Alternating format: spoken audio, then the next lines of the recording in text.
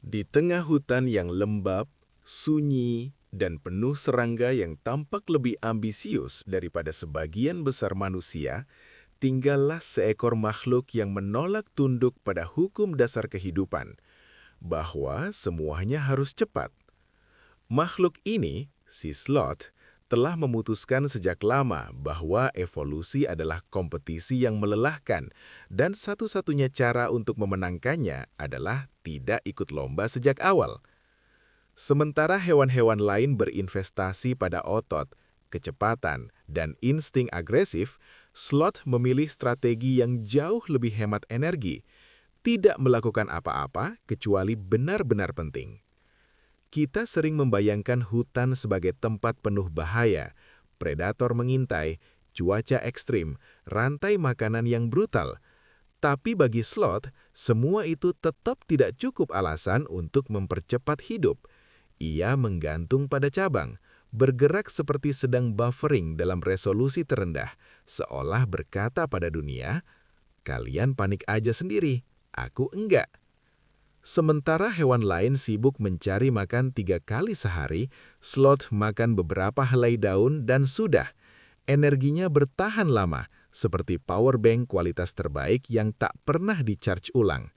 Ia tidak mengejar target kalori, ia hanya memastikan hidupnya berjalan cukup pelan sampai ancaman pun malas mengganggunya.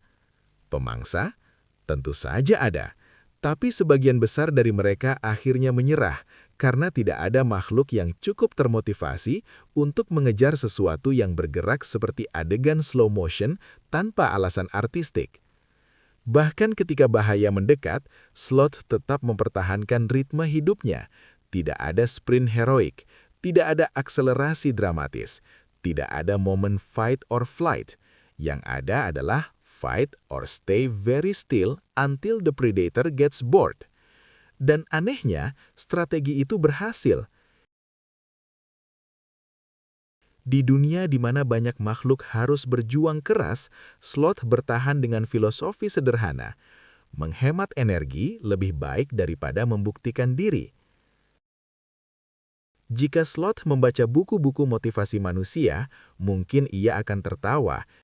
Konsep seperti grind culture, hustle, dan no days off mungkin tampak seperti kompetisi yang sia-sia baginya. Ia tidak memperjuangkan peningkatan produktivitas, ia memperjuangkan agar tidak jatuh dari dahan. Namun ironisnya, sloth justru memenangkan permainan jangka panjang. Ia memiliki efisiensi yang begitu sempurna hingga menjadi objek penelitian ilmiah. Tidak ada stres, tidak ada lembur, tidak ada jadwal 18 jam per hari. Hanya hidup yang sederhana, pelan dan, ya, sangat hemat baterai. Sementara manusia modern bangga dengan kecepatan internet, multitasking, dan notifikasi tak berujung, sloth memperkenalkan konsep baru kepada dunia, monotasking ekstrim. Ia hanya melakukan satu hal pada satu waktu, dan itu pun masih diperlambat lagi demi keselamatan. Saat manusia menciptakan aplikasi untuk menenangkan pikiran, sloth sudah melakukannya selama jutaan tahun tanpa workshop atau subscription bulanan. Ia tidak membutuhkan meditasi terbimbing. Ia adalah definisi bergerak dalam kesadaran penuh. Di antara dahan-dahan hutan, ia hidup tanpa tergesa. Jam biologisnya tidak mengikuti standar apapun. Ia tidur lebih lama daripada sebagian besar makhluk, bangun pun tanpa alarm, dan makan hanya ketika tubuh benar-benar membutuhkan. Mindful eating, itu bukan gaya hidup baginya, itu default pabrik. Dunia di sekitarnya berubah, hujan turun tiba-tiba, angin bertiup kencang, burung-burung terbang panik, tapi sloth tetap tidak terpancing untuk ikut bergerak cepat. Ia tahu bahwa banyak hal dalam hidup bisa diselesaikan bukan dengan kecepatan, tetapi dengan kesabaran dan menunggu semua orang lain terlalu lelah untuk mengganggu. Jika sloth adalah CEO, mungkin ia akan menjalankan perusahaan dengan dua prinsip. Kerjakan hanya yang benar-benar penting. Jika tidak bisa dikerjakan hari ini, tunda sampai benar-benar mendesak. Dengan pola pikir seperti itu, bisa saja perusahaannya justru stabil, karena sebagian besar keputusan buruk di dunia ini terjadi saat orang terburu-buru. Sloth adalah kritik hidup terhadap budaya cepat. Ia menunjukkan bahwa tidak semua hal harus dipercepat, tidak semua ancaman harus dihadapi, tidak semua langkah harus agresif, tidak semua hari harus produktif.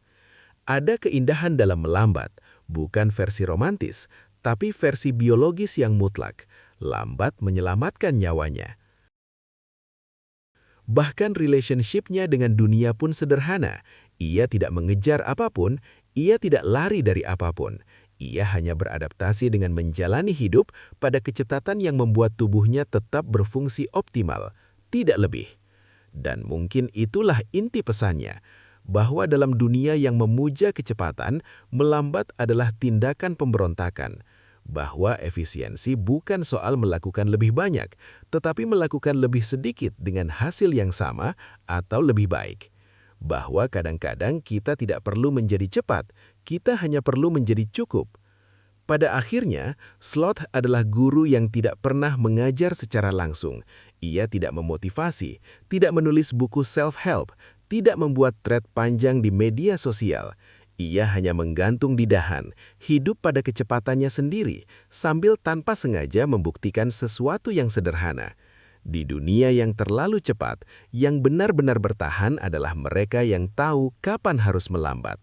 Dan Sloth adalah bukti nyata bahwa memenangkan hidup tidak selalu berarti menjadi yang tercepat. Kadang menjadi yang paling tenang sudah lebih dari cukup.